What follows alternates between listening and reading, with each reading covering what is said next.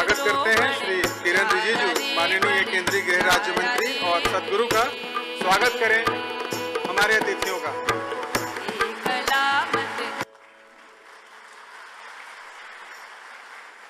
Thank you, the sounds of Isha. We will start the proceeding with the ITBP fourth song. Please stand in respect of the fourth song.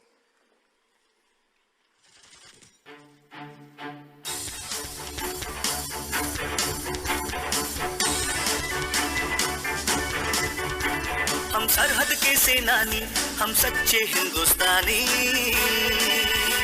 हम भारत तिब्बत सीमा के हैं प्रहरी सब पहचाने। हम जैसे सैनिक कहीं नहीं, ये सच्चाई सब जाने। हम सरहद के सेनानी, हम सच्चे हिंदुस्तानी।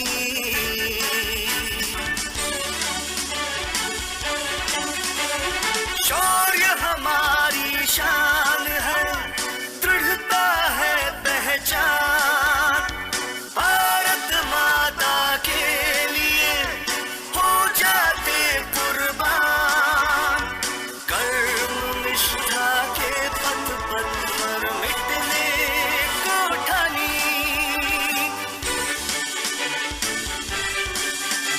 हम सरहद के सेनानी, हम सच्चे हिंदुस्तानी।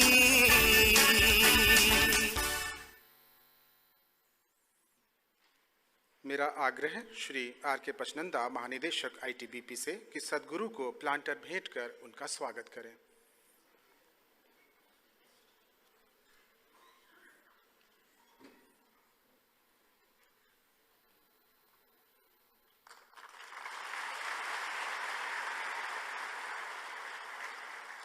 मेरा आग्रह महानिदेशक से कि श्री किरण रिजिजू, माननीय केंद्रीय गृह राज्य मंत्री को प्लांटर भेंट कर उनका स्वागत करें।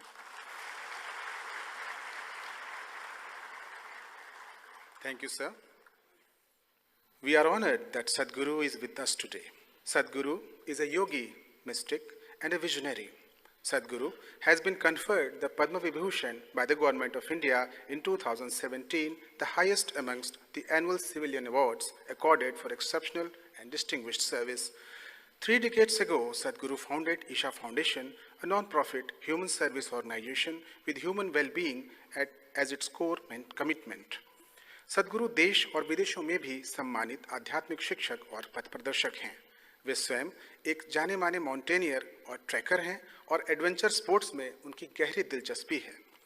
Probing and passionate, insightful, logical, and unfailingly witty, Sadhguru's talks have earned him the reputation of a speaker and opinion maker of renown.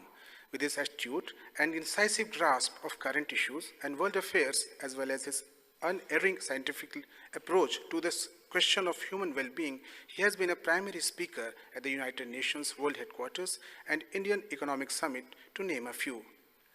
He has also been invited to speak at the leading educational institutions including Oxford, Stanford, Harvard, Yale, Wharton, and MIT, among others.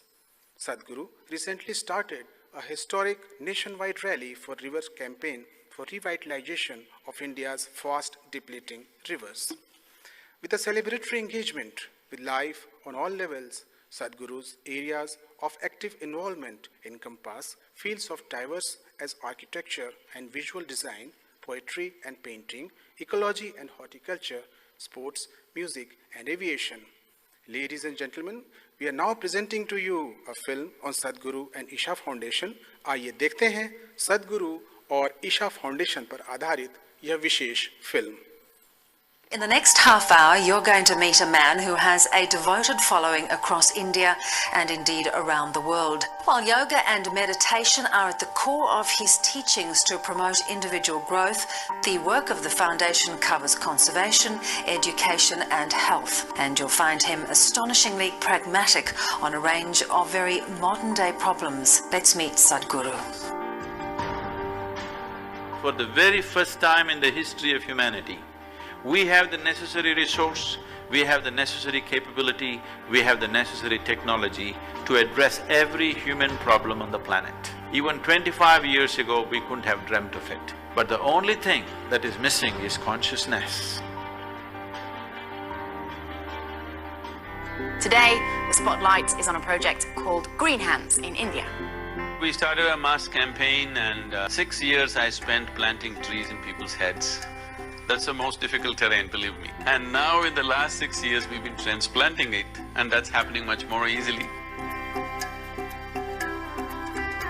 Action for Rural Rejuvenation is mainly aimed at rejuvenating the human spirit.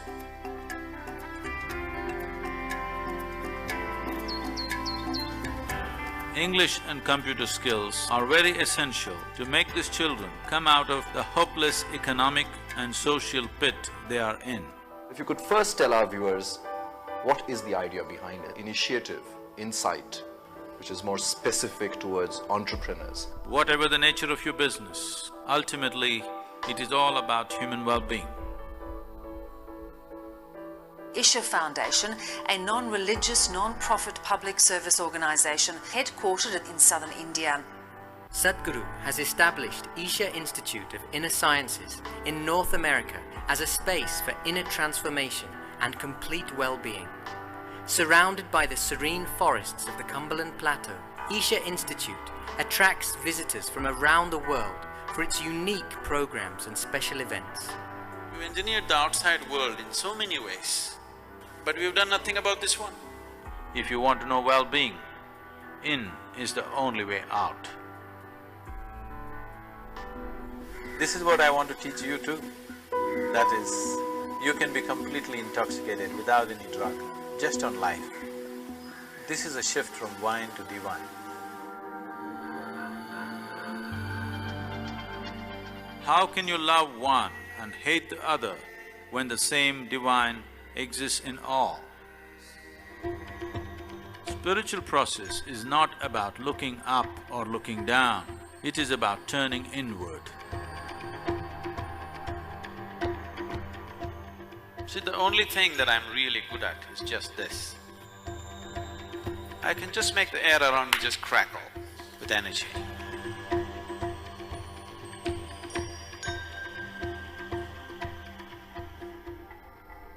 Adi Yogi is the source of yoga, the first yogi. Adi Yogi will inspire many generations to take up yoga. One truly remarkable thing that Sadhguru has done is, he has made yogis out of ordinary common people. We are tracking a mammoth movement, an incredible rally starting from Kanyakumari, reaching up to the Himalayas, all in a month with the sole purpose of rejuvenating India's rivers. Every state is responding. This is concurrence and this is wonderful. I'm very happy that Sadhguru has taken up this cause. It should also become a people's movement for our own survival, for the survival of our children. If you have to describe yourself in one word, would you consider wildlife as 2 words or 1 word? It's…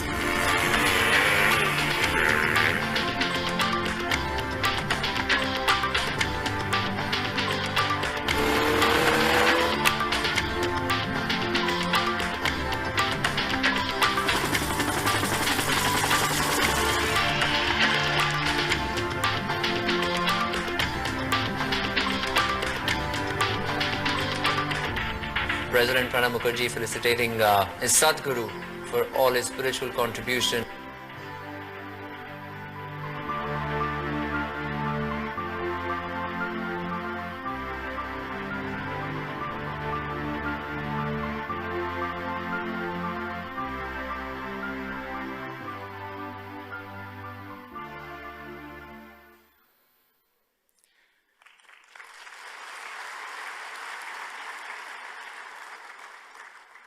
सादर आग्रह है श्री किरेन रिजिजू माननीय केंद्रीय गृह राज्य मंत्री से इस संवाद सत्र को संबोधित करने की कृपा करें। परम आदरणीय सदगुरु जी, ITBP के DG RK पचनंद जी, श्रीमती नीता पचनंद जी, RK मिश्रा जी, और यहाँ सदगुरु जी के दर्शन और उनको बात को समझने के लिए और सुनने के लिए आए हुए ITBP के तमाम यहाँ हमारा साथीगण और जो मेहमान यहाँ आए हैं, आज मैं बहुत खुश हूँ एक अलग सा मुझे महसूस हो रहा है कि हमारे जो यूनिफॉर्म में जो लोग हैं उनके बीच में हमारे गुरुजी बैठे हुए हैं। जब मुझे डीजी पचनंद साहब ने कहा कि हमारे परम आदरणीय सदगुरु जी ITBP के लोगों के बीच में आने वाले हैं, तो मैंने कहा कि इससे और सही उपयोग और अच्छी बातें हमारे लिए नहीं हो सकते हैं कि ITBP के लिए गुरुजी कुछ अपने विचार रखने वाले हैं। गुरुजी, you know very well, you are widely traveled person. I have also traveled globally. And you have been to Himalayan region, you have been to very difficult and very highly located those places in Himalayas. So that is the domain of ITBP. Our ITBP Jawans are very tough. Physically, they are very strong. They can withstand any situation. Physical toughness is one thing which they have been provided right from the beginning. But what will endure them is the mental toughness. Mental toughness is something which I cannot give it to them, that you can give Guruji. Physical toughness is because of the normal training, normal system which we have already there in the ITBP and all the forces in India. But mental toughness is something which doesn't come easily. That is why when our people, whether it's the common people or our forces, they have normal problems, they should come to us, to the government, to the minister, if they need good food, good road, good light, everything. But if they have something bigger problem, confusion, tension, something related to mind, then they should go to Guruji. Guruji can provide you the answer, which I cannot provide. I have never met Guruji in person, but I have seen some of his teaching, some of the clips where he had made immense impact on the life of the common people, not only in India, but across the globe. I can tell you, Guruji, I am a religious person, but not very practicing person, but I do follow. But very few spiritual leaders influence my life. But you have influenced me immensely in my limited access to your teachings and your thoughts. I found your teachings very precise, very scientific, and very practicable. And your outlook and your description of this universe is something which can ignite anybody's mind. I would have loved to sit throughout today to hear you out, because I wanted to listen to you in person and in full detail. But unfortunately, today is the day where Parliament is going to discuss no confidence motion against our government. And we are living in a democratic setup. The MP cannot be absent on the most important day in the Parliament, though we are very confident and this no confidence motion, whatever is going to be discussed, I have to be there. But I am very happy that our ITBP family is going to benefit immensely out of your words today. It's not easy for us to get your time. You have a commitment globally. You have not only represented yourself or your thoughts, you represent Indian philosophy. You represent Indian civilization. You stand out before the world. You are a symbol of India's glorious past in the whole world. We are very proud of you, Guruji. That is why our dream, our Prime Minister's dream, every Indian dream of making India a glorious, prosperous nation, recapturing our glorious past. And I think the only correct way to get to that position is following your footsteps and your teachings. I genuinely feel that every word you speak, every sentences you tell us, I think that is something which we have to follow. That is why we look up at you, and I thank our Director General of ITBP, R.K. Pachananda ji, for getting you on board and making this arrangement in the Vigyan Bhavan. So in this Vigyan Bhavan, our people are going to get the real Gyan from you, Guruji. I'm very happy, and I'm once again extremely disappointed that I'm not going to be here. Going to Parliament, I'm already late, but I'm sure the benefit which our forces are going to get from you, not only ITBP, the entire forces, every citizen of this nation is benefiting from your teaching. Nobody can run away from that reality. So I'm one of them. I'm actually one of your followers. So we are very extremely grateful from Home Ministry side, from our forces side. We're extremely grateful to Guruji Sadhguru to come here and spend this valuable time, his valuable time with us. और मैं अपना ITBP जवानों को कहना चाहता हूँ कि आपका सुख दुख हम लोग सब साथी हैं। मैं तो जब हिमालय में जाता हूँ और जब 1500 फीट, 1600 फीट, 1700 फीट, 1800 फीट के ऊपर में ITBP के जवानों के साथ मैं बहुत बार गया हूँ, रहता हूँ, तो आपका जो मुसीबत है, आपका जो तकलीफ है उस जगह में रह करके वो हम समझ सकते हैं।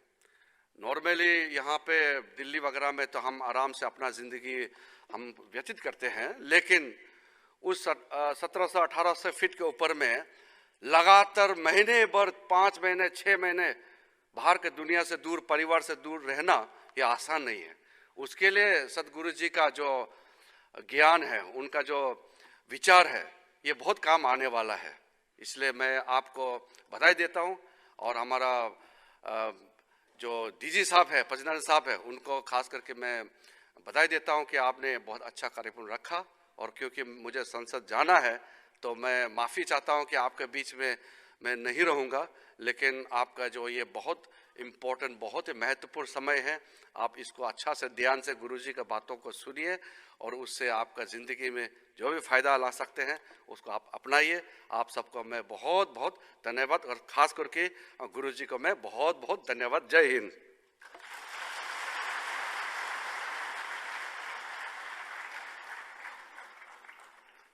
Sir, I will now request Sadhguru ji to come onto the stage.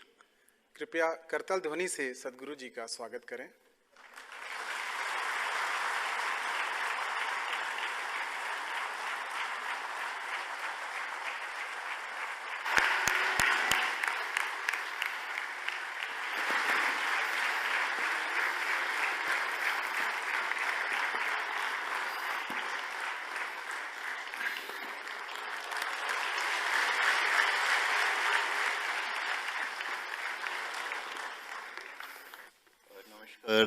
Sadhguru ji, as you would be aware, we are all members of ITBP, which is primarily deployed in very harsh terrain and very, very difficult weather conditions. And we remain separated from our families for long duration of time. The duties are also very, very difficult. Kindly guide us as to how can we lead a stress-free life under such circumstances and such kind of conditions.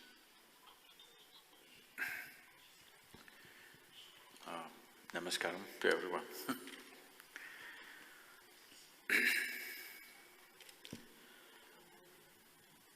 As you know that today in the world, a lot of people plan their pleasure trips to mountain treks. So, what is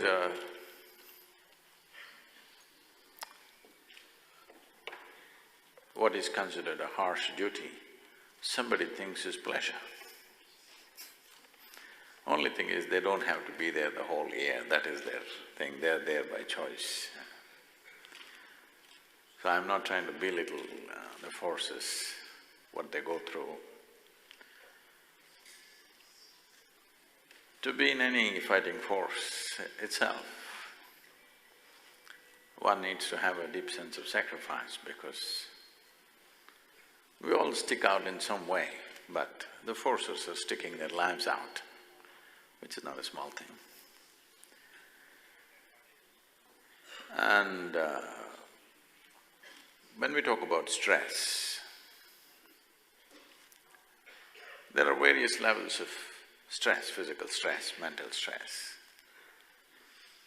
As everybody has said, and I myself have seen, from the age of 19, for the next 27 years, every year I was in the Indian part of Himalayas trekking. Last 14 years I've been trekking in Tibet and Nepal. So I've been around where your forces are deployed. My closest contact with your forces is once an ITBP truck gave me a lift for about 20-25 kilometers when the roads were blocked and I was walking alone in the evening. A truck which was, they used to have those four-wheel drive Tata trucks, the big ones. So there were only 4 soldiers and I waved to them and they took me for this 25 kilometers. So that was the closest interaction I had with them. So when you say stress, people who live in Delhi are stressed. People who live in New York are stressed. People who are living in Delhi, they think if they go to America, they will live wonderful. Go and see the people in America, they're super stressed, they're going crazy. 42% of the American population is on some kind of psychiatric medication. If they don't have their evening drink, half of them will go crazy. So people in Delhi are going crazy. Just now the minister said, in Delhi we can be aram. Ask the people in Delhi, they're always screaming complaints.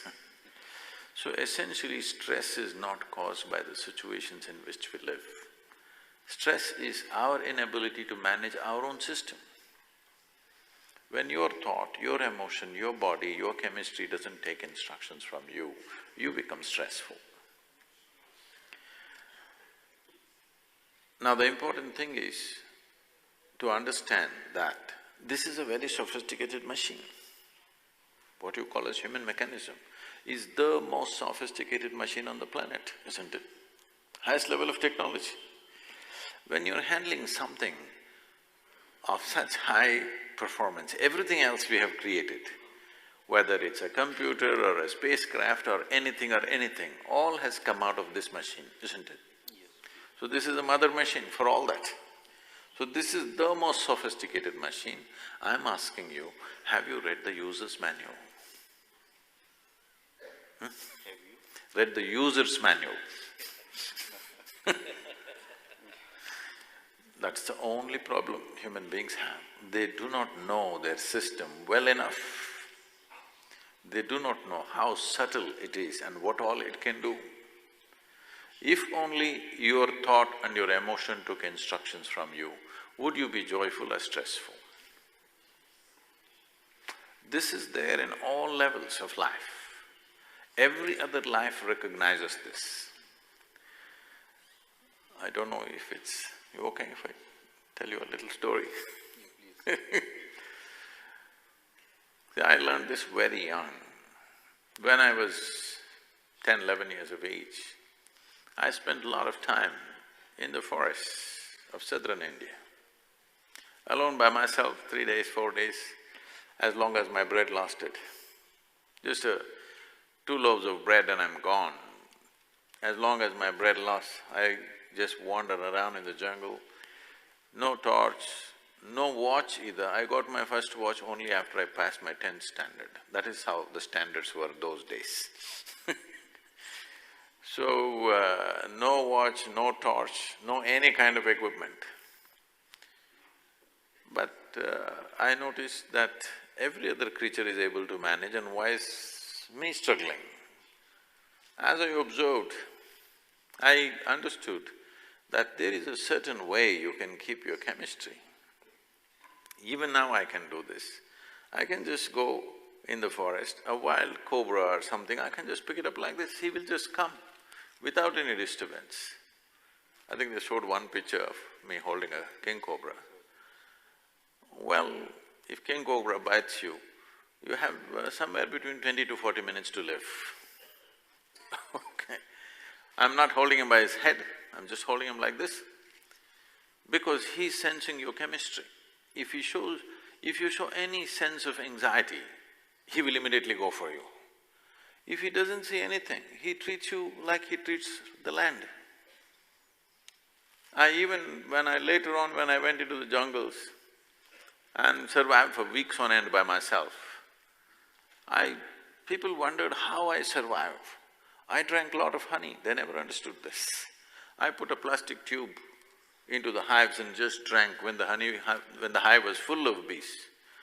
And they just thought I am a bigger bee. If you showed little anxiety, they will kill you.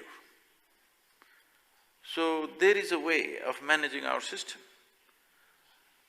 Every human experience, whether stress or joy or misery or blissfulness or agony or ecstasy, everything has a chemical basis to it, isn't it? All human experience has a chemical basis to it. Or in other words, this is a chemical soup. The question is only, is this a great soup or a lousy soup? If I give soup-making ingredients to all the people here, you think same ingredients, you think they will all produce the same kind of soup? 1,000 varieties will come. That's all that's happened to us. Fundamentally, all of us are same ingredients. See in how many ways we made ourselves. So, what is needed is a little bit of soup-making skill. All the time, the world is focused, most human beings are focused on how to handle the outside. No, the most important thing is you know how to handle this.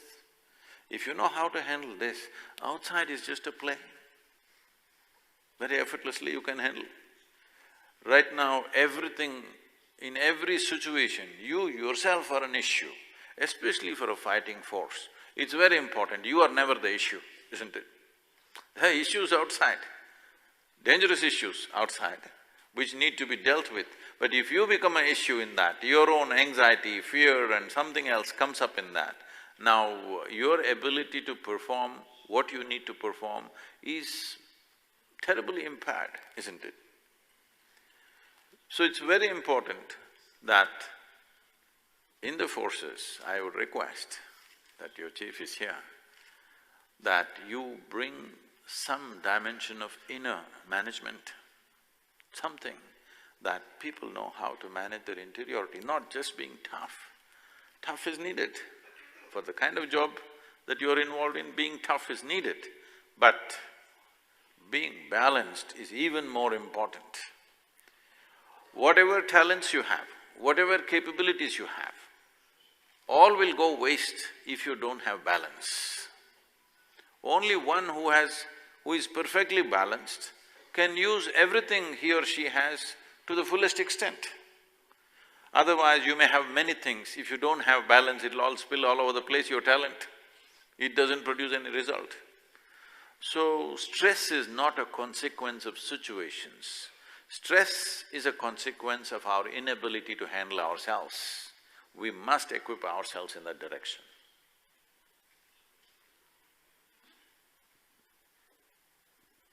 Sadhguru, how can we negate and manage negativity to achieve more happiness in our life? Why do you want to manage negativity? You like it? Just to become a positive-minded? No. I must tell you this. Many years ago when I first went to United States, wherever I went, everybody was talking about stress management. I kind of wondered, why would anybody want to manage stress?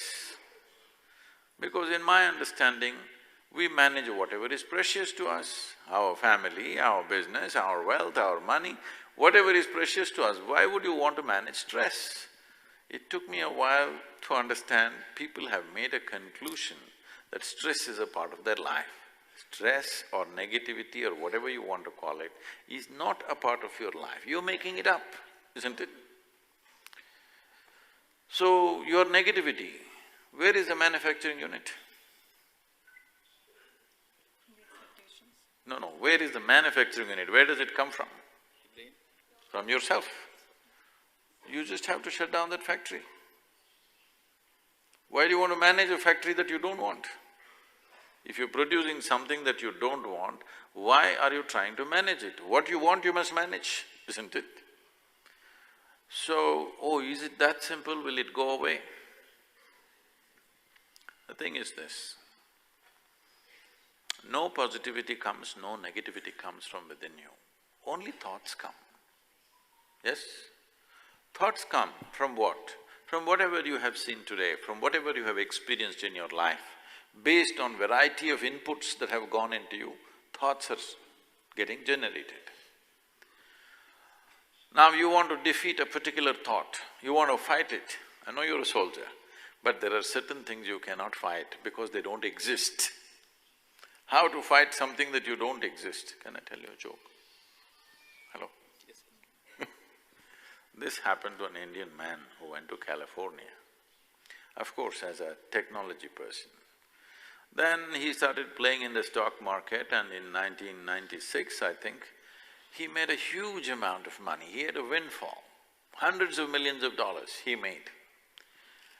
And just the previous year, he had divorced his wife very appropriately, because in California law, if you divorce, you have to give 50% to your wife. After he divorced his wife, he made this huge amount of money. He's already over 60 years of age, so he wants to spend it on himself. He bought himself a Ferrari, 1932 Ferrari, which is $36 million. He bought a $80 million home in Beverly Hills. Like this, he went about splurging upon himself. Then he decided to have a medical test. In Northern California, there are medical institutions which are swankier than 7-star hotels. It's not like some dreary medical test that you go through in the forces. 15 days you admit yourself, you can choose your tests. All kinds of esoteric tests, they'll check your aura, the length of your aura, the color of your aura and all this kind of stuff. So, a nice place, it's like a resort, and they appointed a young woman, pretty-looking woman, who was taking care of him. He liked the entire experience. On the fourth day, he was lying down in his bed. Unfortunately, what should happen in the toilet happened on the bed. Now he saw how to clear up this mess, he's messed up the bed. Not knowing what to do, he was thinking about it. Just then he heard the footsteps of this young lady who was coming towards his room. He didn't want this young woman to see the mess on the bed. Unfortunately, in America, ladies don't walk quietly, they walk talk, you know. So when he heard this talk, he knew she's coming, he doesn't want her to see this mess. Not knowing what to do, he picked up all the sheets and threw it out of the 5th floor window. Down below, a regular man was just going home from a party. Such an unfair world. See, a man is expected to walk on a round planet and the damn thing is spinning all the time. With great difficulty, this they realize only after parties that the planet is round. He was walking sideways and going home. It helps to go sideways, isn't it?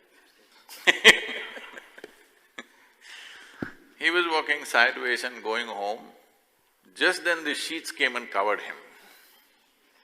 He screamed and yelled and fought with the sheets. It took him over 2 minutes to get the sheets down.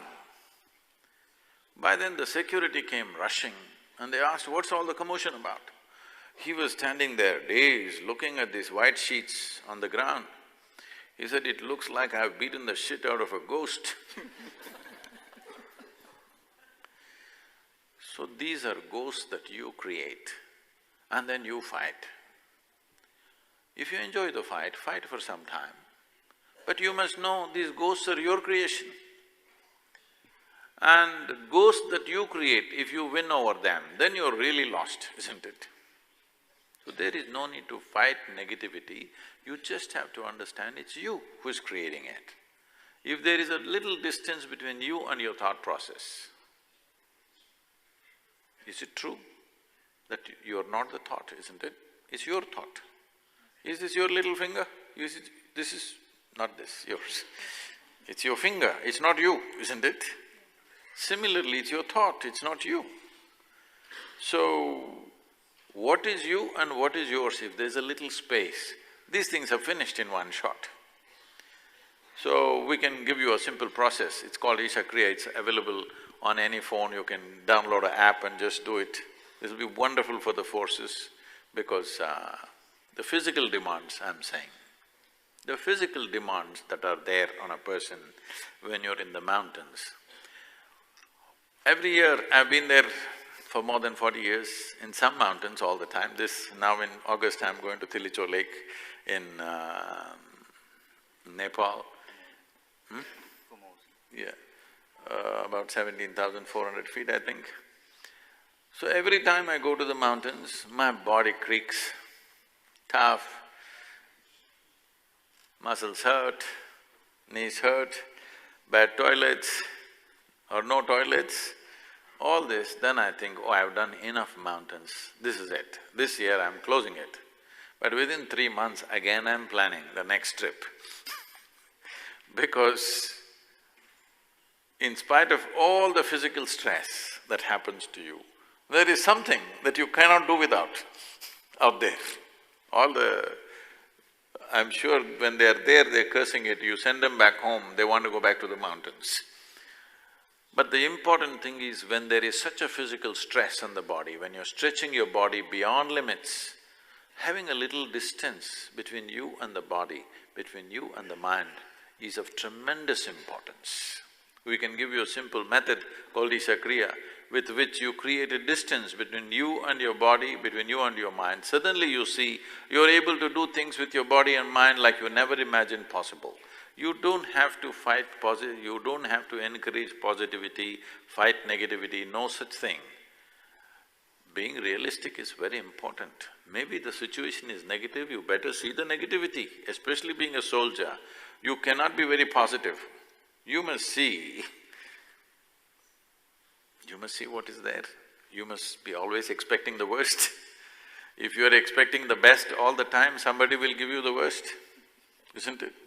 So, you should not get into this business of positivity, negativity. This is for American socialite ladies. They're talking all these fanciful things because nothing happens in their life except breakfast, lunch and dinner. When they're having breakfast, they're planning their lunch, when they're having lunch, they're planning dinner. This is all they do. For them, all these things. For you who's out there sticking your life out, it's very important you have clarity of mind, you simply see what is there, neither positive nor negative. Very important. Namaskaram, Sadhguru. I would like to ask that as ITBP personnel, sometimes we face certain ups and downs in our professional lives. Sometimes we see situations where even life is at stake. So in those situations, how to keep our morale high in those rather frequent psychological tides?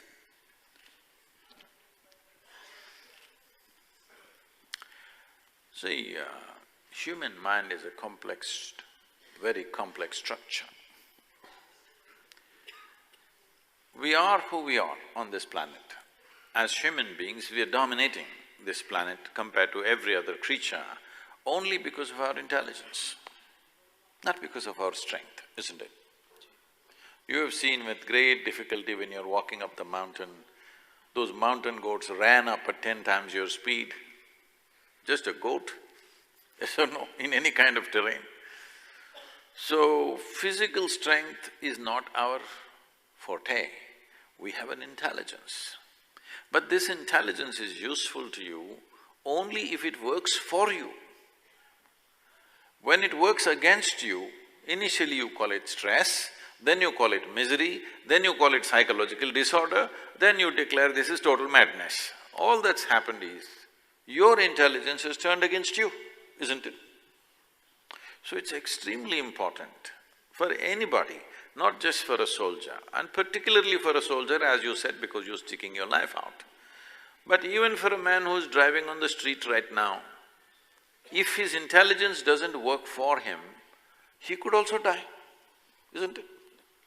In fact, more people die on the streets than on the battlefields all over the world, particularly in India. Every year, about 140,000 people die on the Indian roads. That many people have not died in all the 4 wars, probably. Unfortunate reality is happening every day, because somewhere there are situations beyond us, that's different. But we should not be the problem, isn't it? If we should not be the problem, our intelligence should work 100% for us. If you say stress, what does it mean? This means your intelligence is not working for you, it's turning against you. Outside there is somebody creating problem for you. Instead of dealing with that, my own intelligence turns against me, then how do I handle the outside? When you get stress, do you feel crippled or not? Your capabilities are taken away. What you were normally capable of is taken away simply because of stressfulness or fear or anxiety or something else that grips you. But this is from inside. This is your mind turning against you, isn't it? So, there are simple processes with which we can ensure that our body, our chemistry, our mind does not turn against us. Always works for me, it's very important. If this starts working against me, suppose my right hand starts punching me in my face, what to do? If somebody else tries to punch me, I can do things. But if my hand starts punching me, what to do? It's a most helpless situation. Right now, this is all that's happening to 90% of the human beings on the planet. Their own mind batters them every day. They don't need anybody else, they don't need an enemy. They are very good at it by themselves. They beat themselves up through the day and night. This must stop.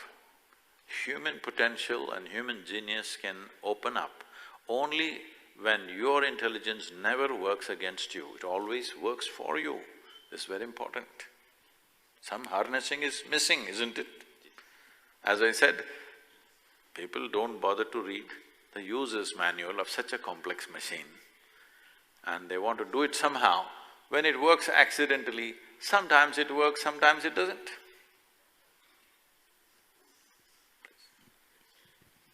Sadhguru, unity in discipline, harmony, camaraderie, these are all the strengths of the armed forces. In your opinion, what more is required for us to make us stronger from within? Balance. Balance and clarity. If one is absolutely balanced, you will see suddenly human beings are able to do things that they never thought they could do in their life, simply because they're balanced. So you must understand this.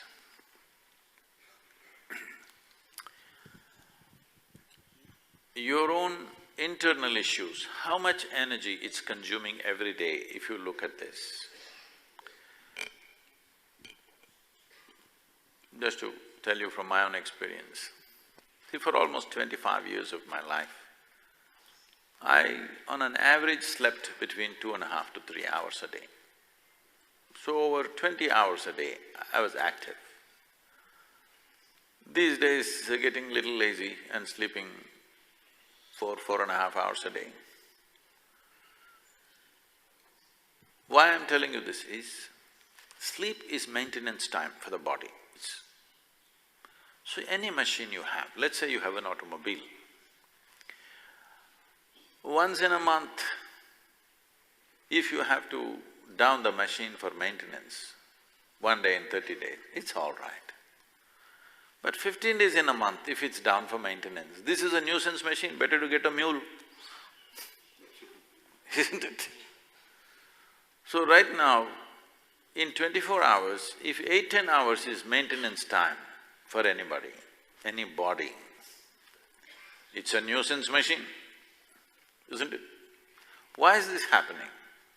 One reason is your own system consumes so much energy simply because of lack of balance within itself. While you're climbing a mountain, if the footing is right, you're going, there is a demand on every muscle when you're going up. But suppose you lost little balance, do you see suddenly how much energy it consumes? Mild, just off. This is happening within you all the time. I'm not talking about physical balance only, your chemical balance, mental balance, every time it's a little off, it's consuming an enormous amount of energy. So because of that, there is not enough energy for life as a process. Because of that, there is more maintenance to the system because it's out of balance. If you bring balance, the maintenance levels that the body demands will go down considerably, and the energy that you have also will be almost boundless simply because you're balanced and it doesn't consume any energy. Whether it's anything, if an automobile, if the four wheels are not properly aligned, well, it will not perform, isn't it? Balance is most important. You're riding a bicycle, how long ago you learned to ride a bicycle? Huh? How long ago you learned? Sometimes I go to office. No, how long ago did you learn to ride a bicycle? Oh, childhood, around 1 month, when I was 4 years old. So, first day when you're riding the bicycle, it's like this because you don't have balance. It's very exhausting. Once you have balance, you see how much freedom, hands-free, you can ride, you can look here and there, you can whistle at somebody, you can do what you want. What gave you that freedom is balance, isn't it? This is so even now. What gives you freedom is your balance, how you are physically fit, but you may be consuming a lot of energy within yourself simply because the lack of balance. If you bring balance, you will see suddenly you have so much energy. I've always seen when people start a certain process, a certain kriya, certain balance comes, suddenly they become so creative. They're able to create things which they never thought possible in their life, simply because energies are available for many things. And everything that this person can do, you can do. See, this is one thing we must understand. In our lives, if we do not do what we cannot do, no problem. But if we do not do what we can do, we are a disaster, isn't it? Once you don't have balance, this is a disaster that's happening to every human being. Due to lack of balance, what they could do, they will not do. What we cannot do, what to do? That's okay. But what we can do must happen in our lives, isn't it? Guruji, you talked about balance. All of us do agree to it, and consciously or subconsciously, many of us feel that it is required. Are there any known methods? How do you attain this inner balance that you are talking about, especially in context to the forces and in the kind of circumstances we work in?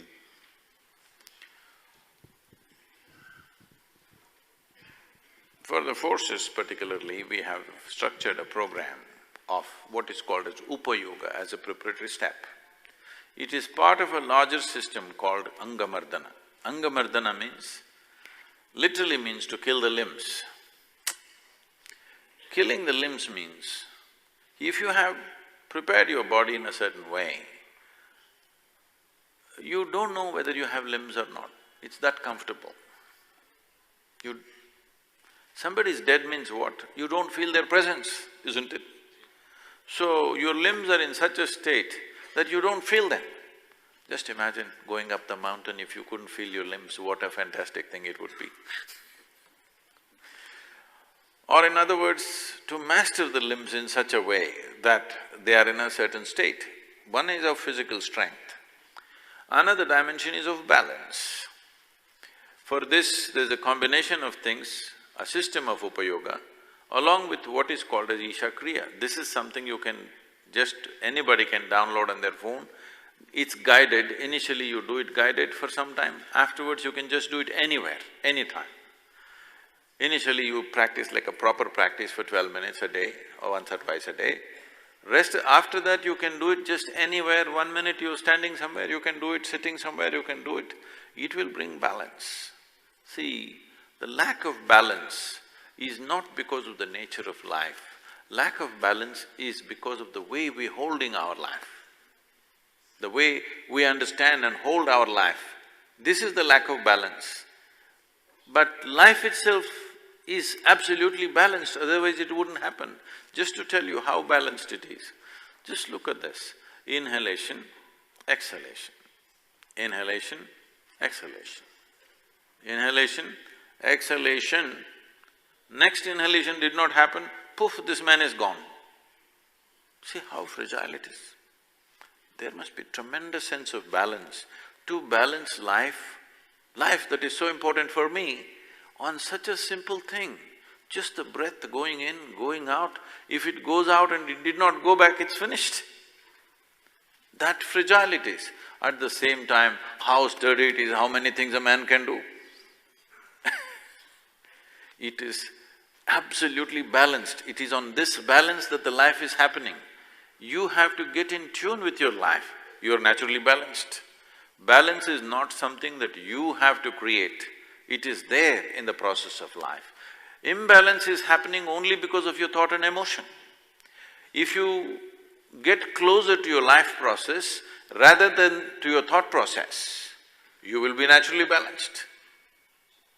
There is a physical process, physiological process, psychological process and a life process. You're essentially life or body or physiology or psychology. Which one are you? Life? Your life? These are all attachments, isn't it? Essentially this is life, gathered a body over a period of time, gathered a certain amount of information over a period of time, but essentially life, isn't it? So if you are close to that which you call as life, balance is natural. Imbalance is happening only on the level of psychological space. But right now people have attached importance, significance to the psychological process more than the life process. This is an import from Europe. It's a European way of approaching life where thought is most important. In this culture, in the yogic culture, we give no significance to your thought. You think whatever damn things you want, we don't care a damn what you think about it. Because life is more important. You must decide now. Is your thought more important, life more important? Yes, but just because people are thinking in a certain way, they're even willing to take their life, isn't it? Yes? Psychological process, when it becomes more important than life process, even suicide will happen. It is happening, to young people. Even children below 15 years of age, last year over 7,000 children below 15 years of age have committed suicide in this country. 15 years of age. When you should be exuberant with life, because we are committing ourselves to thought process rather than committing ourselves to the life process. We are here as a life. Physiology and psychology is an additional aspect to us. But when you become very aligned with your psychological process, which is all over the place, balance is impossible. If you get aligned with the life process, you are perfectly balanced, always. Just feel this and see what kind of balance is there. Life is being balanced between inhalation and exhalation. How fragile, but how fantastic.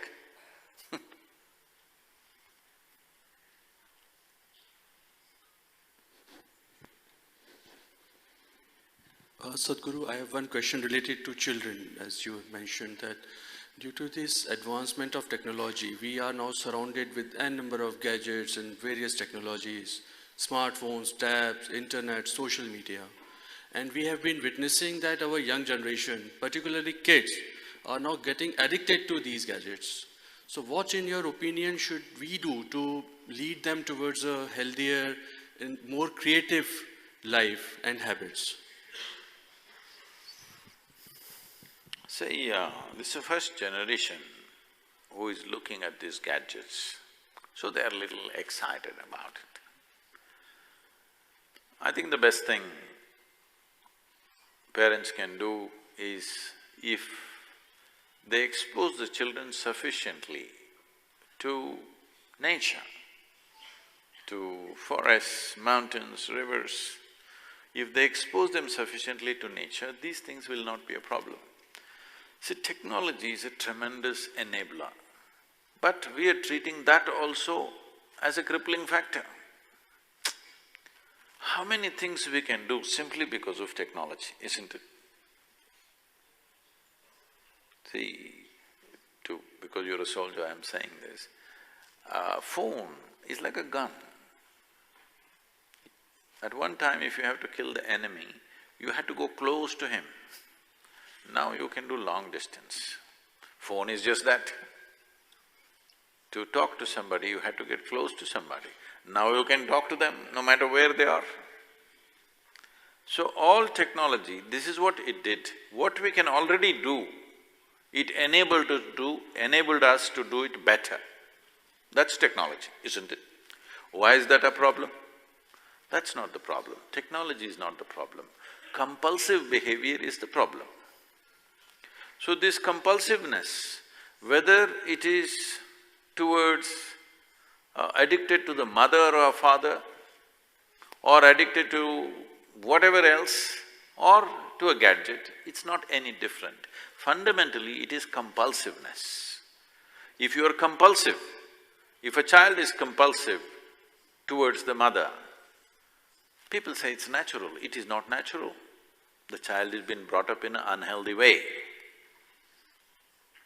Yes, when there were joint families, most children grew up till 7, 8 years of age without knowing who is the mother, who is the father. There were so many adults, whoever was loving with them, they all went all over the place. Only after they became 8, 10 years of age, they would know, okay, this is my biological father and mother. Till then they wouldn't even know, and it was fine. But then we came to this another style of living where children got so addicted, compulsive, and parents thought it is nice. But now they found somebody more interesting on the phone. Parents are worried, they're not interested in us. I think it's okay.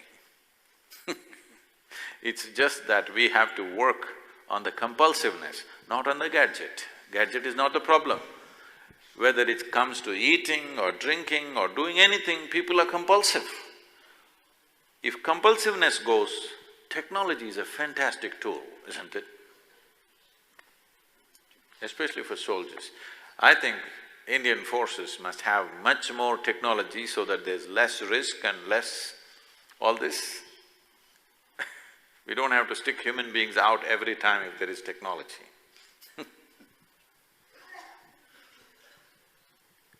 Sadhguru, with your permission, can we take questions from the audience, please? अगर यहाँ उपस्थित जनसमूह में से यदि कोई प्रश्न पूछना चाहता है तो उसका स्वागत है। फाउंडेशन के वॉलंटियर से आग्रह है कि यदि कोई प्रश्न पूछ रहा हो तो उस तक माइक पहुँचाएं। एनीवन? अपना हाथ आप रेज कर सकते हैं, वॉलंटियर्स आपके पास तुरंत पहुँचेंगे।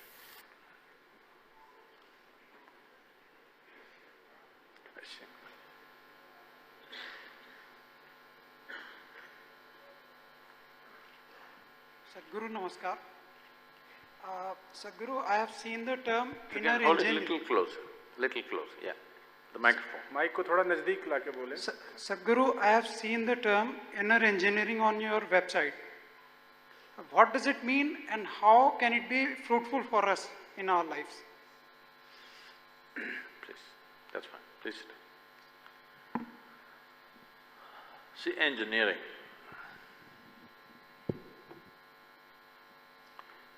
Let's say this building is well engineered. If you have to engineer something well, there is a design factor, how it is designed.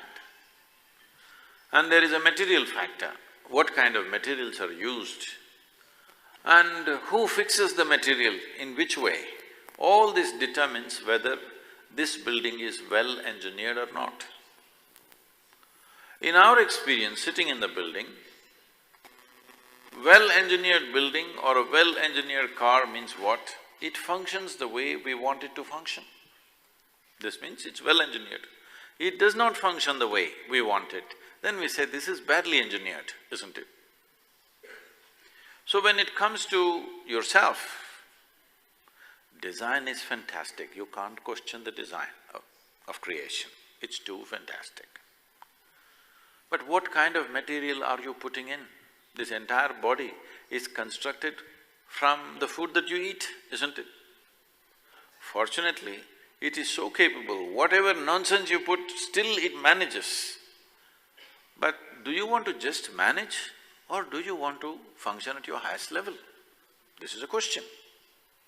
Some people think if they just manage to live, it's okay with them. But you must decide, because it's a crime against life, that you did not realize the full potential of this life is a crime, isn't it? Not against somebody, against this life. If you try to commit crime against somebody, they will have the resistance. But when you start committing crime against this life has no resistance, isn't it? Totally helpless. So, if you want to realize the full potential of what this is, it's very important, it's well engineered. Well engineered means design must be great, design is great, with this there's no question. Material that you put in must be appropriate, and who fixes the material also must do it with utmost skill and consciousness. With as much consciousness you do, how consciously somebody has put these nuts and bolts together decides whether this is going to come down on our head or not, isn't it so? The same thing goes for this. How consciously has this been put together decides whether this is going to work for us or against us. So inner engineering is a 32-hour process, focused 32 hours. It's formatted in different ways, 7 days, 5 days, 3 days, in many different ways. But essentially, we need 32 hours of focused time where we can teach you a simple methodology with which you understand, experientially understand, not intellectually, experientially understand what you need to do with your body, what you need to do with your mind, what you need to do with your chemistry, and above all, your fundamental life energy, how to handle these things. In a way, this is a basic user's manual. How to manage this, how to make use of this, that's all. But it needs 32 hours of focused time. If you're willing to give that much time, yes. Otherwise, a simpler process is Upa Yoga, which takes 5 to 6 hours. You can start with that, and when you see the benefit, you can look at a longer process. We are doing these programs all across the world. We are doing these programs as a part of the DOPT, what do you call that? All the IAS and IPS officers. I think you come under IPS, isn't it so? So all the IAS and IPS officers in many batches have been doing this program for the last few years because it's the efficacy of the program which kept it going. Millions of people have done it around the world. What it means is, just to tell you in terms of experience, many things have happened, I can't go into those things, health, well-being, all that stuff, there are millions of examples. But the most important thing for me is, there are millions of people today, if they as much as simply close their eyes, tears of ecstasy will come. People may ask, is it good for a soldier to be ecstatic? Should he be always angry? Should he be always hating somebody? No. Soldier, in our country at least, we call them defense forces. Well, when they have to fight, that's different. But a soldier is there to avoid the fight, not to fight. Yes?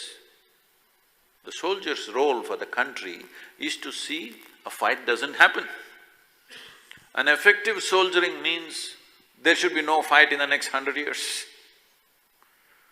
If every day we are fighting, we are not soldiers, we are rowdies on the street, isn't it? Real soldier means he manages such a level of strength and discipline that no fight happens. He prevents fighting, he doesn't fight. But to prevent fight, you must be having certain capabilities and strength and force, otherwise you cannot prevent it, because we've still not reached that kind of a global situation where everybody is in that level of consciousness. There is a reality to address. So, is it useful for a soldier? 100%. We would like to see blissful soldiers. Why not? Namaskar, Sadhguruji. Sadhguruji, for me, life is to shine, to serve for nation and to love. यहाँ सबके अलग-अलग अंदाज हैं, सबकी definition अलग है. But we all want to know your views, your thoughts about life. What is the purpose of life, sir? If life had a purpose, when you fulfill it, after that what would you do? Please sit down. If life had a purpose and you finished it, then what would you do? The beauty of life is, it's such a phenomenal process, it doesn't need any purpose, it's fantastic by its existence. The important thing about life is you must know the ecstasy of your existence, not of doing something, achieving something. When you say a purpose, you're talking about an achievement. There is no achievement, what is there? We'll all die, that's the achievement. If you think life is some kind of a race that you have to win, that means you must leave soon, if you're a winner. Hello? Isn't it? Suppose you believe life is a race that you want to win, then you must go today, so that all the losers we will stay. So life is not a race like that, a purpose to fulfill, nothing like this. It is just that if you pay enough attention to it, it is such a phenomenal process, phenomenal beyond all your understanding. All that life demands is involvement, absolute involvement. How profoundly you're involved, that will determine how fantastic your experience of life will be. On the way, we have things to do, you have soldiering to do, I have teaching to do, somebody else something to do. This is according to the requirements of life around us. But for this life, there's really no purpose. It's just fantastic. But if you're experiencing life only as a psychological process, only as bundle of thoughts and emotions, then you need a purpose, otherwise you feel, what the hell am I doing here? If you experience life itself, the way it is, see, fundamentally your life, then you gathered a body slowly, isn't it? This body happened slowly, isn't it so? You gathered it. Then you gathered a certain level of mind. What you gather can be yours, can never ever be you, isn't it so? Huh? You can say, these clothes belong to me, you cannot say it's me. Isn't the same true with your body? It belongs to you, but it's not you because you gathered it, isn't it? You must get this point now. But one day everybody gets it in the end. But those who get it now will live their life fully.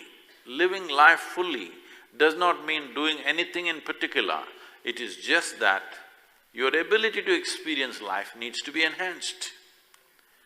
If you know the ecstasy of your existence, then life is so fantastic, you will never look at a purpose. See, when you're very happy in your life, do you seek a purpose? No. Only miserable people are always seeking a purpose, isn't it? And they find missions to do, and some people find God-given missions. Once they're doing God's work, they do the most terrible things. People who claim that they're doing God's work have always done the most terrible things on the planet, isn't it so? Simply because sense of purpose drives you like this. No, to do a particular activity, we will have purpose. But for life, there is no purpose, life is a purpose unto itself. There's nothing particular to do with life. With situations, of course we have purposes. Right now you're a soldier, you have a certain purpose. I have some work, I have some purpose. But that is only the activity that we're performing. But this life is here only to experience life and nothing but that, isn't it? How profoundly can you experience this? People in search of spirituality, they always go to mountains. For you, half the job is already done. You're already in the mountains. All you have to do is go a little deeper. Lot of people keep on dreaming that they want to go to one mountain place and sit and meditate like this. They never get to the mountain. You got there, already half the job done.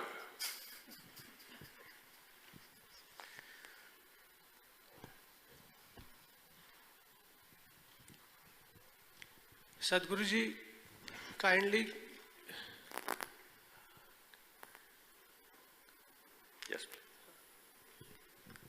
How can I use harness?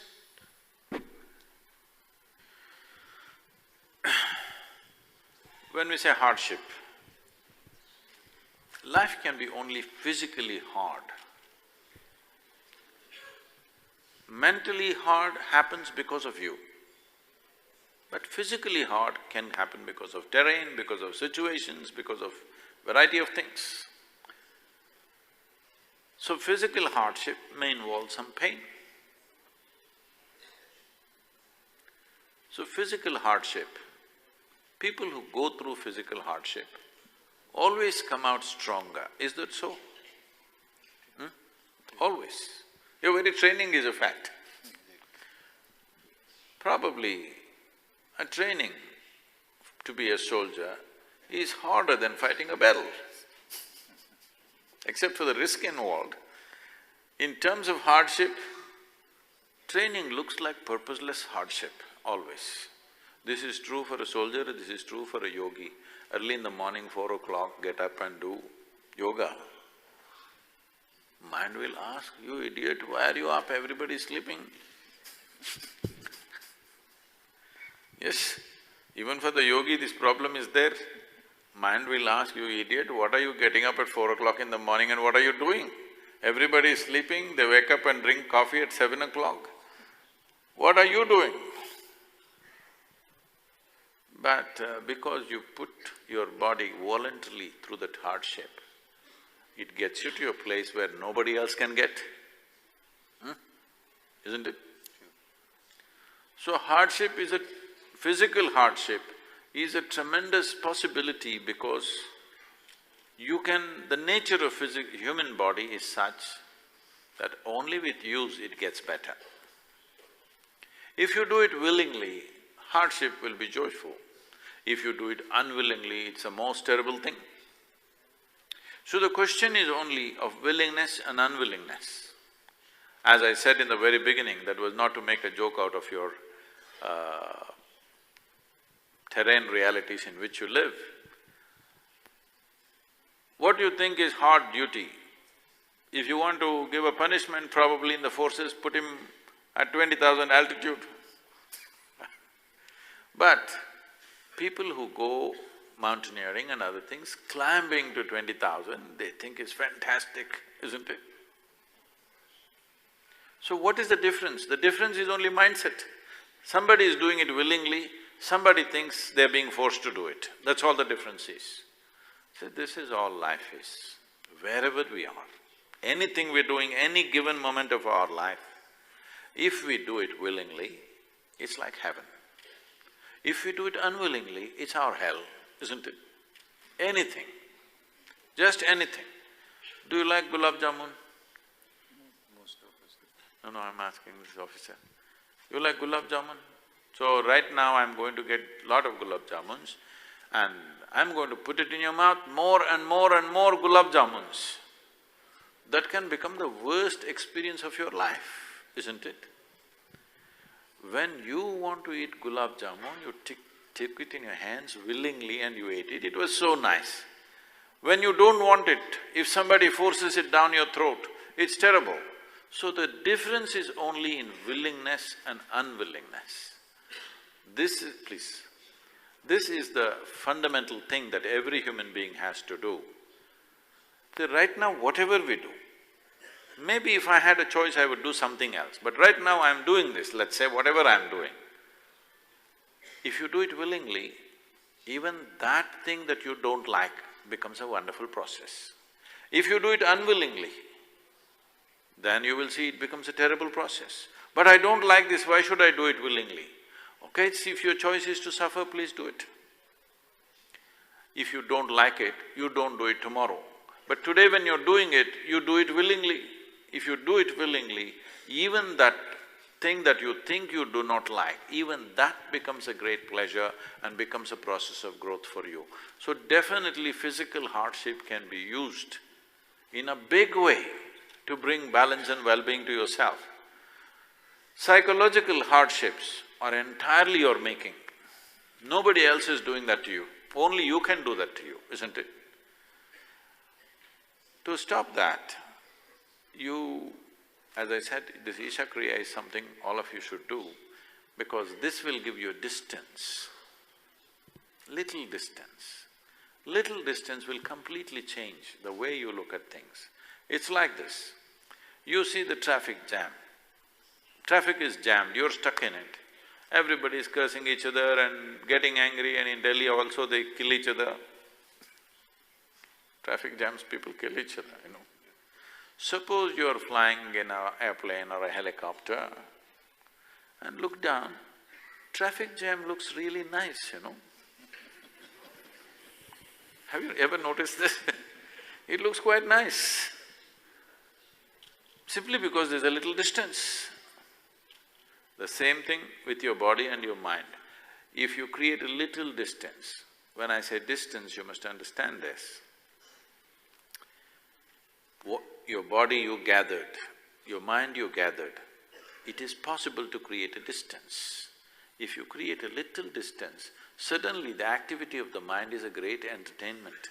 No positive, no negative, nothing, it's a great entertainment, it's only negative, positive when you're stuck in it. Once you're little out of it, suddenly you find you can use your body and use your mind whichever way you want. It is never going to rule you again. So, physical hardship definitely can be harnessed, it can be a great opportunity for a human being to build themselves into a deep level of strength and well-being. Mental hardship is your making, you must stop that.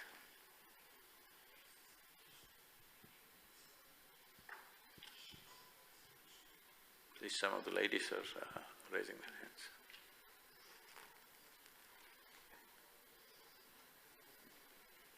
Sadhguru, namaskar. My name is Sachin, and I want to know how can we focus towards happiness in our life by adopting spirituality. Kindly guide us. I think we've gone through this in a certain way. See, you don't focus on being happy, there's no such thing. The reason why most people are miserable is because they're not only trying to be happy, they're trying to be happier than somebody else. They want to be happier than somebody who's sitting next to them. They will become miserable. You don't have to focus on happiness. Tell me, when you were 5 years of age, were you naturally happy? Yes? At that time, somebody had to make you unhappy, isn't it? Today, now you are asking how to be happy. Somebody has to make you happy now. No. Nobody need to make you happy or unhappy. It is just that you have taken the world inside. You need to understand, there is you, there is world. We engage with the world to whatever extent we want. This is why we are given these lens caps, which we call eyelids. If you close, world should go away, isn't it? But for most people, if they close their eyes, more will happen in their head than ever before. So certain discipline has to be brought into the system, that somebody being happy is not because they're focused on happiness. It is just that misery happens because your thoughts are compulsive and out of control. If your thoughts were taking instructions from you, right now, I just want to experiment with you. Can you think of a flower? Yes, isn't it? Can you think of a mountain? Yes. Can you think of a river? You can. Can you think of a tiger? You can. Can you think of something horrible? You can. So it's all by choice, isn't it? What you right now think of is entirely by choice, but suppose it become like this for you. You faced a tiger somewhere close up. Now all the time you only think about a tiger, not because a tiger is there, simply because you become compulsive thought, isn't it? So what you need to look at is compulsiveness, not happiness, not fear, not stress, not this and that. If compulsiveness goes away, you will definitely do what you want, isn't it? If you do what you want for yourself, would you keep yourself blissful or miserable? What do you want for yourself? Definitely blissful, isn't it? The problem is, your machine is not taking instructions from you, it's become compulsive. So it is not… see, these are all outcomes. Somebody is happy, somebody is unhappy, somebody is joyful, somebody is miserable, somebody is ecstatic, somebody is in agony. These are all only consequences. Don't try to fix the consequence. If you want flowers in your garden, you don't have to go and do flower meditation. Trying to focus on happiness is just like doing flower meditation. If you want flowers in your garden, you must handle the soil, the manure, the water, the sunlight properly, flowers will happen. Now, the logical mind is such, oh, why should I do the soil? The soil doesn't look like a flower. Why should I handle the manure? It doesn't smell like a flower. Water doesn't feel like a flower. Sunlight, definitely not that. But that's how life happens. If you handle those things right, flowers will happen, isn't it? If you sit and meditate on flowers, flower will not come. This is the nature of life. Right now, mind has become simplistic, logical mind, that it thinks, if I want flowers, I must focus on flowers. No, if you want flowers, you have to focus on soil, manure, water, sunlight, not on the flower. Yes? So if you want to be a joyful human being, you don't focus on joy. You learn to see how to keep the body, how to keep the mind, how to keep your energies, how to keep your emotions. If you keep them in balance, joy is a consequence. Namaskaram, Sadhguru. My question is about anger. We don't like it. Are you angry with me? No. We don't like it, but it's true. It is an integral part of our emotions, and therefore it's very difficult to get it. Sadhguru, please tell us if it is possible to use anger in a constructive manner. Are you angry with me right now? No. So then why do you say it's an integral part of who you are? If it's an integral part of who you are, right now also you must be angry, isn't it? No. You're not. No. So it is not an integral part of you. Yes. So you create anger once in a way. Yes. Now you're also asking, how can I use this anger to produce something? Anger does produce something. You have children? Yes. Okay. So, you do bush with the children out of fear that you may burst. They will do something that you want. You do bush with your husband, he will do what you want because he doesn't want unpleasant consequences. But every day if you start doing this, then they know what to do with you, isn't it? Yes or no? Once in a way you got angry, they treated you lovingly. Every day, day in and day out you be angry, then they know what to do with you, isn't it? So, right now, shall I handle you with anger? Shall I? Shall I get angry with you? Huh? No, you don't want it. Then what makes you think other people want it? When you don't want to be treated angrily by anybody, what makes you believe that other people like it? Just check them and see, do they really like you when you're angry? No, they bear with you. They bear with you. Do you want to be that kind of a human being that people bear with you because there's no other way, because they're married to you or they're born to you or they're your neighbors, they have to bear with you? Is that the kind of person you want to be? Or do you want to be a person that everybody wants to be with you? That's important, isn't it? Anger is a tremendous waste of human energy. But most people will not get propelled to do anything unless they're angry.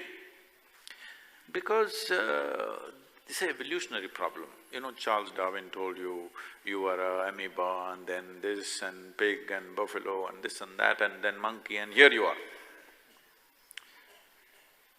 You think all of them are totally gone? No, some of them are still there. Once in a way they come up and growl.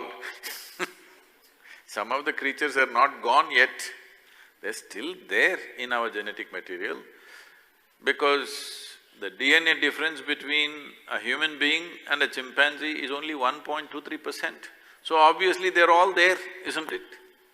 The question is, Are you going to empower the human nature in you, or are you going to empower the tiger in you or the dog in you or something in you?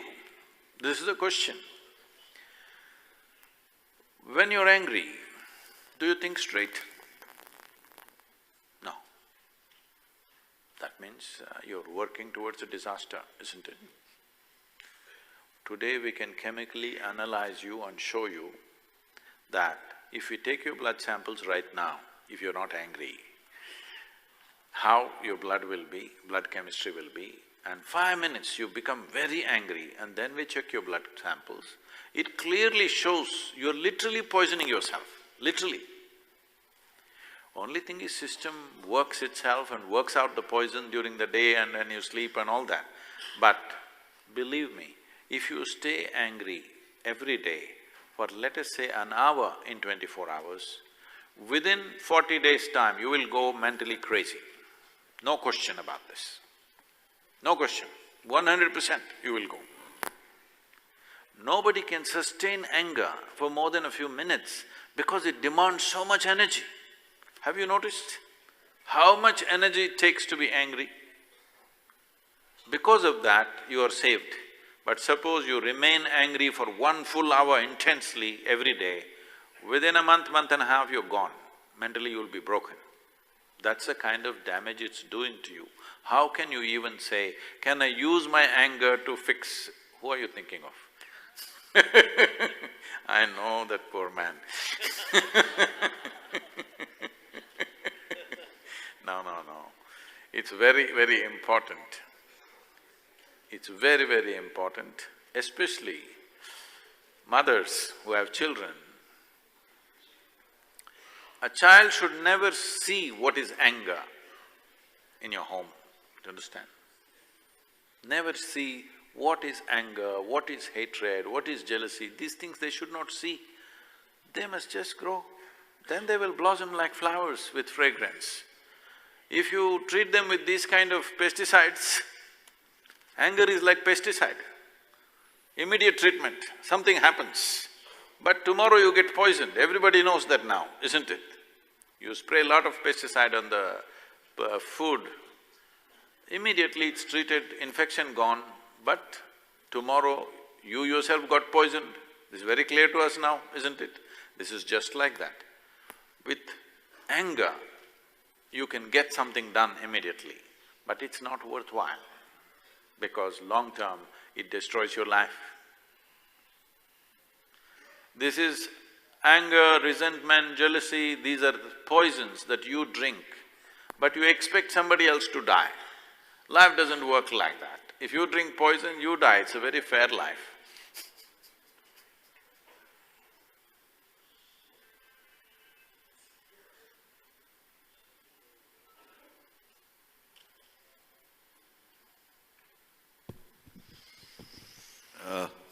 Sadhguruji, I would like to… Where are you, sir?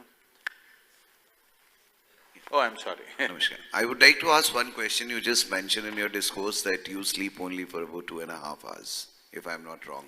I didn't get that, I'm sorry, please. During your discourse, you said that you only sleep for about 2.5 hours. I said I sleep for 4 to 4.5 hours now. Oh, so I heard it wrong. No, you heard it right. For 25 years, I slept only 2.5 to 3 hours. But even the medical science says that one needs to sleep at least for 6 to 7 hours. So how do you explain your fitness, your agility and your… See, medical science doesn't say that, doctors say that. Okay. I'm asking, how many doctors are really healthy on this planet? Please check it out. In fact, unfortunately, in the world, when you study to become a doctor, you study not health, you study medicine. Yes or no? You study medicine. The program itself, the course itself is called as medicine. So I don't know whether it's there to serve human health or the pharmaceutical industry. Because pharmaceutical industry has become larger than the food industry on the planet. We're eating more medicine than food.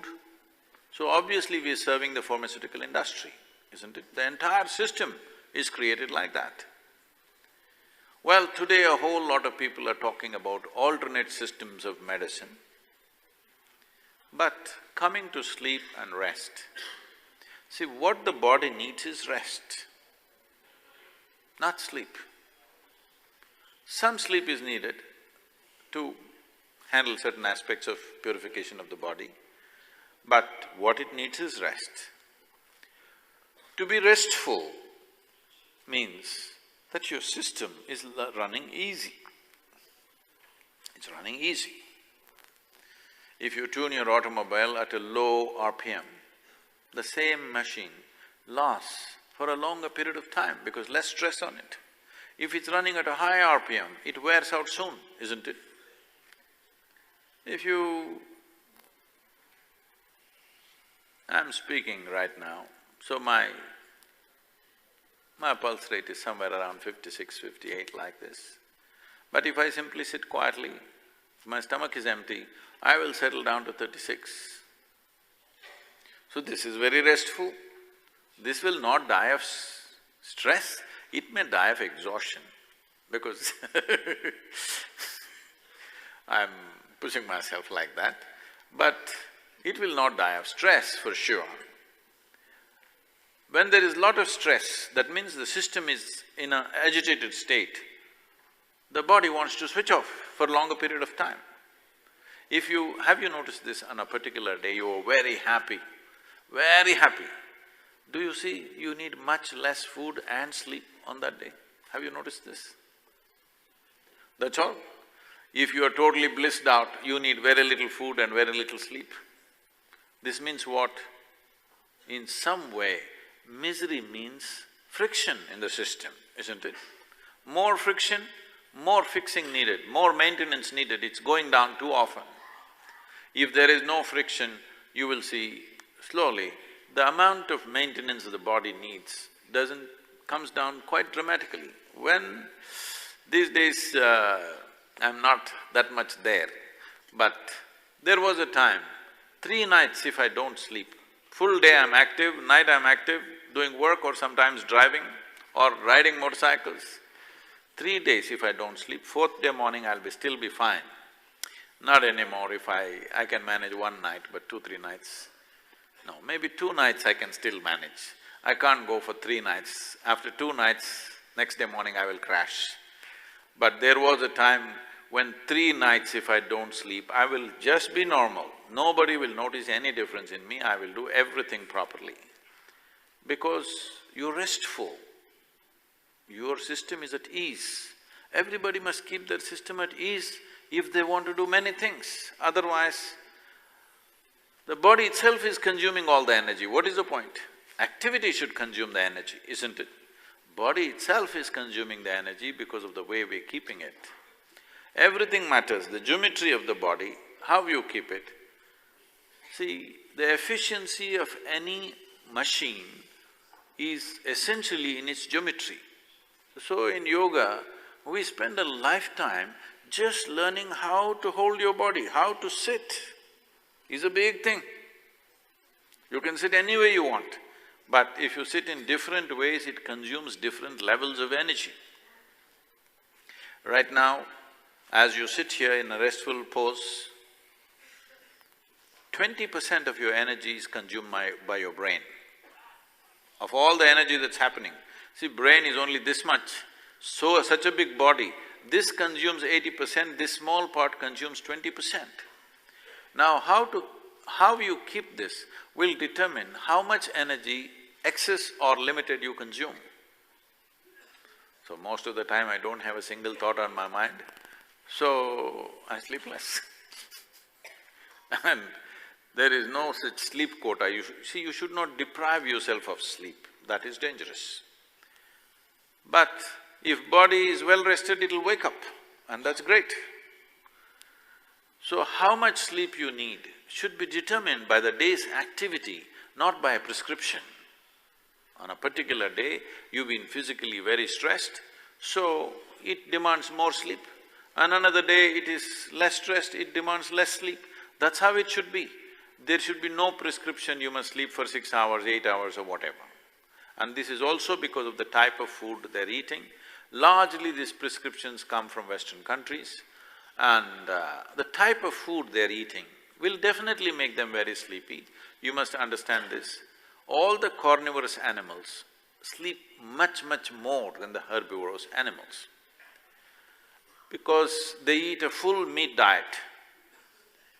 If a tiger eats a meal, he usually doesn't eat for almost 12 to 15 days.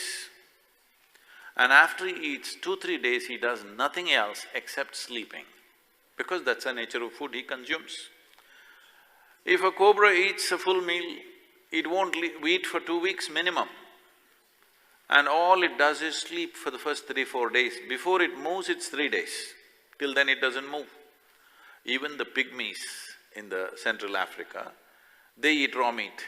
If they eat, they don't sleep, they sleep for anywhere between 24 to 40 hours at a stretch.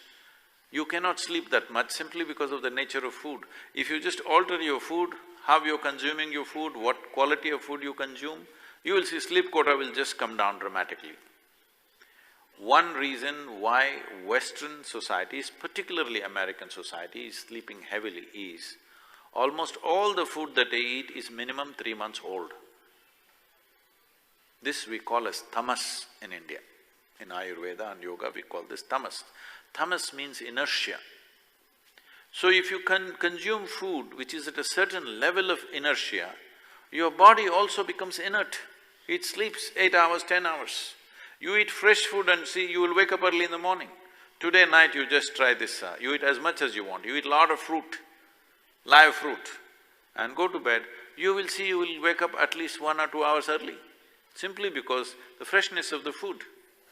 You eat food which is cooked 10 days ago, you will see you will sleep a long period of time because you're bringing inertia into the system. So food, how you sit, how you stand, your breath, your mind, everything if you manage, the amount of sleep that you need will come down dramatically. Sadhguru, I've been listening to you and I've been following you for many years now. You've been talking about individual balance, whereas man is a social creature. He or she lives in a society and everything that happens around him or her which triggers a reaction also comes from where the fellow human being is coming from. Like they say, it's not how you drive on the road, it's also how the other person is driving. So if you have to avoid a collision, it is also that the other driver drives safely. You talked about a husband and wife relationship, that there should be pleasantness at home or children should not be exposed to pesticides, as you called it. It is also how the husband is reacting to the wife or the wife is reacting to the child. So it's, what I'm trying to say, it's a social combination of thoughts and reactions. Now people like you who are influencers in society, I'm sure today you've seen the pulse of where especially society in India is going. We're talking about materialism like never before. We are talking about rat race like never before.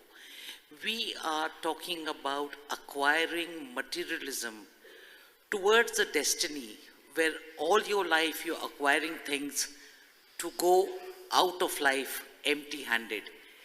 Where has that rationality gone, where people realize that there are values, there is a community spirit, there is tolerance? Why is all that taking a back seat? And Sadhguru, people like you definitely need a role where you need to let at least the Indian society wake up to these things. It's a mad, mad race. आप जिंदगी भर जुगाड़ कर रहे हैं, बटोर रहे हैं, अंत में खाली हाथ जाने को. तो वो खाली हाथ हम पहले से क्यों नहीं? We are trying to live a life which is good for us, which is good for everybody around us. You can create a balance if there's balance around you. I could be a very balanced human being, but if my neighbors… yeah, I'm just trying to speak… No, I also live in the same society. Yeah, so we need to address this, Sadhguru. It is not just I should be good. Yes. She has to be good, he has to be good. for me to have my optimum. we You would are like to just- comments? The moment you want to change somebody else, you started a new problem. I want you transformed. This is trouble. I'm willing to change is a revolution. This is an age-old problem. Mother-in-law wants daughter-in-law to change, daughter-in-law wants mother-in-law to change. Endless problem. I am willing to change is a revolution. Now, about human beings being social beings, what this means is not that you're enslaved to social situations. When we said human beings are social beings, what we meant was human beings create a society. All other creatures live with instinctive reactions, so they have to adapt to the situations in which they exist. It is only the human being who is invested with the capacity to create what he or she wants. You are supposed to create a society, not be a victim of a society. But this man is at home, he doesn't listen to me, he doesn't. And you must hear his side. I've heard both side stories all over the damn place, okay? Every kind of story. Everybody thinks the other person is not okay. All I am saying is, if you maintain your mental balance, your part of the house at least is clean, isn't it? Hello? Your life is good. Whether you can fix the other person also or not is a questionable thing. Maybe we can, maybe we cannot. But if you see that this is peaceful and joyful, your life is wonderful, isn't it? If your life, if you take responsibility to fix your life and make it wonderful, looking at you, maybe this person also will make an attempt. If he doesn't, it's his problem, what to do?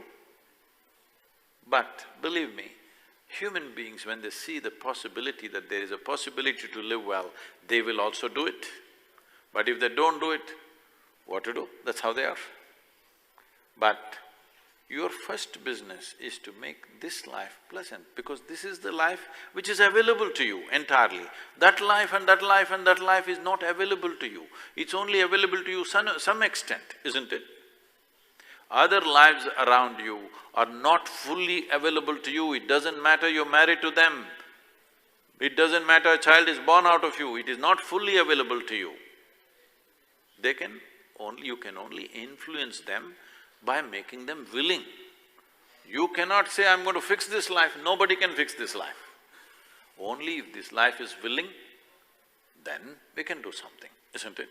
Even if it's your own child, a 5-year-old child you can't fix, isn't it so? Unless you make him willing. But this life you must fix. If this one is peaceful and joyful, world is fixed. Because my experience of the world is beautiful, because I'm feeling wonderful right now. Without individual transformation, there is no universal transformation ever. If we talk about universal transformation without individual transformation, all you will do is, you will take out a procession on the street, how this is not okay, that is not okay, endlessly, nothing will change. All that's happened with revolutions on the planet is, generally you replaced one tyrant with multiple tyrants. That's all that happened. Because without transforming myself, I'm seeing how to transform you. This will create a whole lot of trouble. A true revolution is, I am willing to change. If I change, if you believe world around you will not change, that's because you have not made that effort. You please make that effort and see, don't worry about what I say and what I don't say. Just for 24 hours, just remain joyful with everybody that you meet. You will see, everybody seems to be fine. Everybody seems to be quite fine. Here and there you will meet some thorns, it's okay. But the rest seem to be fine. You approach the world joyfully and lovingly. Just do one thing right now when you step out. Whatever the taxi driver, auto rickshaw driver, when you get in, talk to him lovingly, joyfully. You will see he wants to gossip with you, he's happy, he'll share his life with you. It happens to me all the time. I get into a taxi somewhere outside the country. Within 5 minutes, that guy is sharing his entire life with me. Simply just do this for 24 hours. No matter what people do to you, you just remain joyful and peaceful. And you will see what kind of response you will get from the rest of the world. Even the animals will respond to you. Believe me, even plants will. I don't want to go there, but there is substantial scientific evidence. Even plant life responds to you if you're in a certain way, because this entire life that's happening is one big chemical soup. If you create pleasant chemistry here, everything will respond. This is what I was saying. The cobra doesn't bite me, the bees don't bite me, not because they like me. They think I'm one of them, that's all. You be like this, wherever you go, people think they're one of you. Not by thought, simply because you never create a resistance anywhere. You will see everybody will be fine. Well, there are some problems come up, we'll have to deal with it, that's a different matter. But if you make yourself unpleasant, have you achieved anything, I'm asking? Let's say somebody is misbehaving with me. If I make myself unpleasant, do I solve any problem, I'm asking? The question is this: do you want to become part of the solution or do you want to be a part of the problem?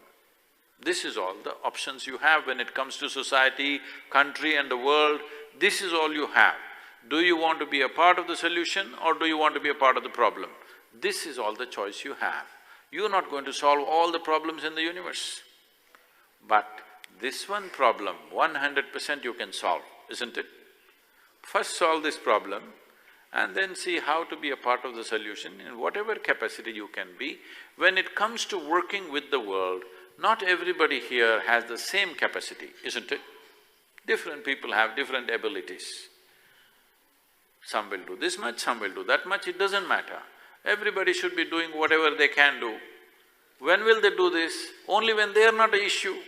When your own psychological process is a big issue, where will you go and will deal with this man and that man?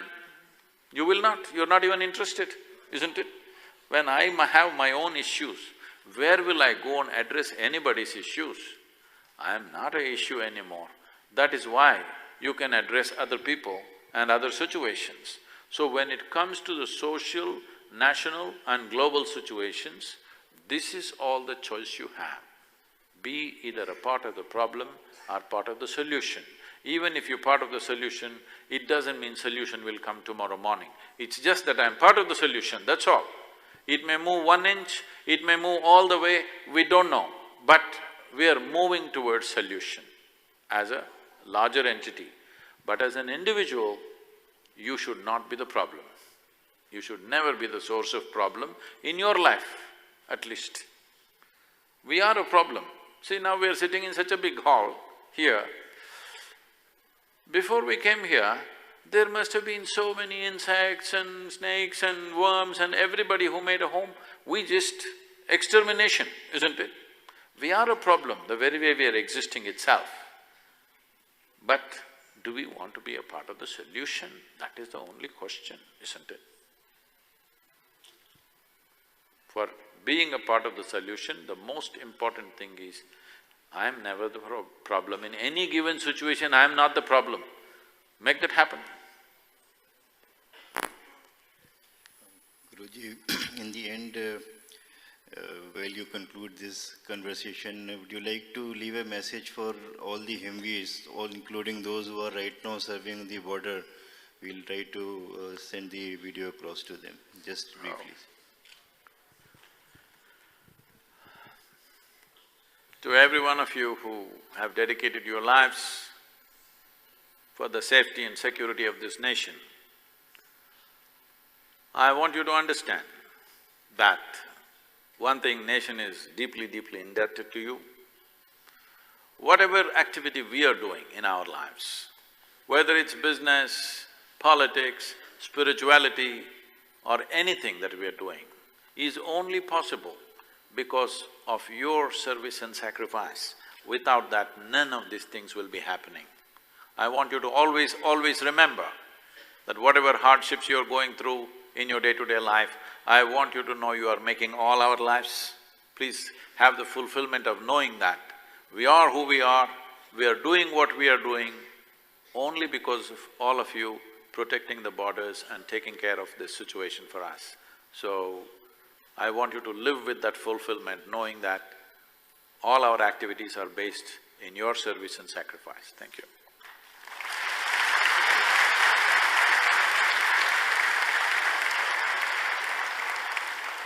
धन्यवाद सद्गुरु। प्रश्न बहुत हैं लेकिन समय सीमित है। ध्यान में रखते हुए हम यह संवाद सत्र जो प्रश्नोत्तर का था समाप्त करते हैं। निश्चित ही हमें कुछ महत्वपूर्ण प्रश्नों के उत्तर मिले हैं जो हमारा जीवन उत्साहित और सकारात्मक बनाए रखेंगे। I will request Shri R.K. Pachnanda, DG ITBP, and Shri R.K. Mishra, ADG ITBP, to come onto the stage.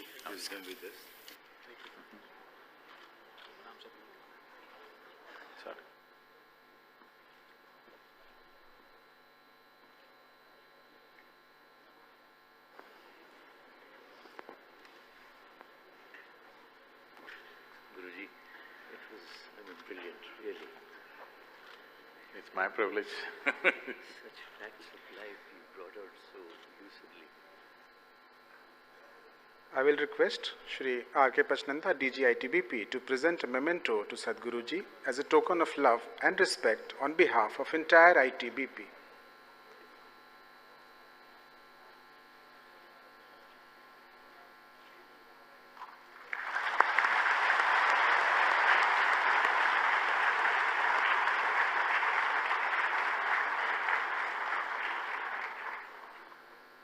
Thank you, sir. I will request Shri Daljit Singh Chaudhary, IG Headquarters, to propose the vote of thanks.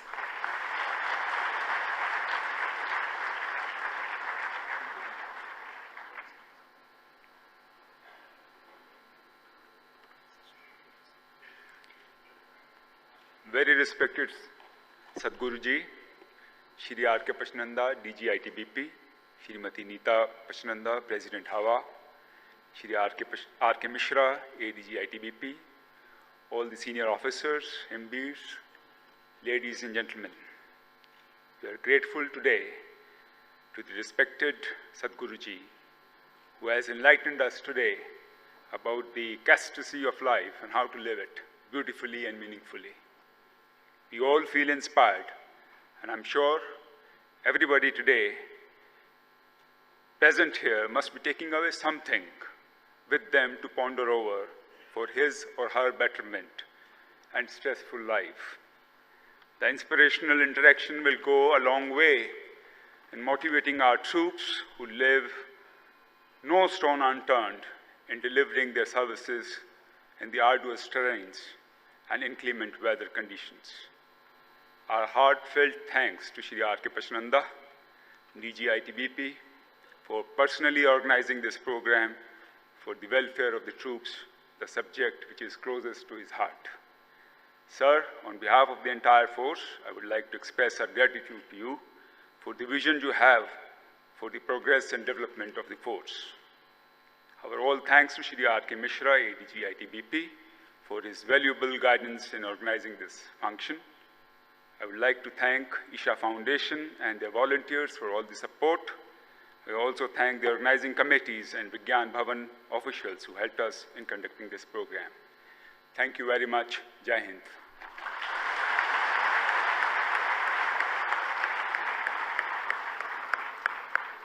धन्यवाद। आइए हम सभी राष्ट्रगान के सम्मान में खड़े हो जाएं।